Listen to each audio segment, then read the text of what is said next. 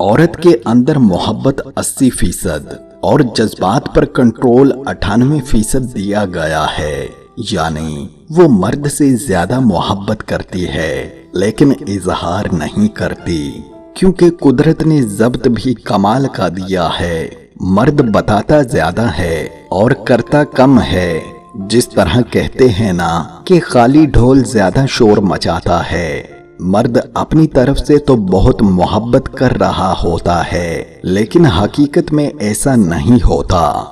یاد رکھیں، عورت صرف 3 چیزوں کی طلبگار ہوتی ہے۔ نمبر 1، عورت نرم مزاج ہوتی ہے اور وہ ہمیشہ مرد سے نرمی کا برتاؤ ہی چاہتی ہے۔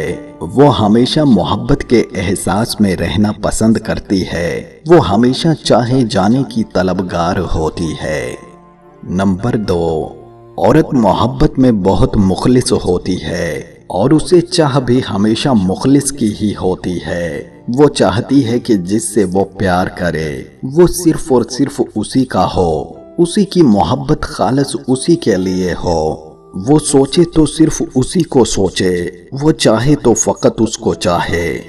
نمبر 3، وہ جس سے پیار کرتی ہے وہ اس سے لڑتی ہے، جھگڑتی ہے، روٹھتی ہے، نخرے دکھاتی ہے، اور یہ عورت پہ جچتا ہے کیونکہ وہ چاہتی ہے کہ جب وہ روٹھے تو مرد اسے منائے اور پیار دے۔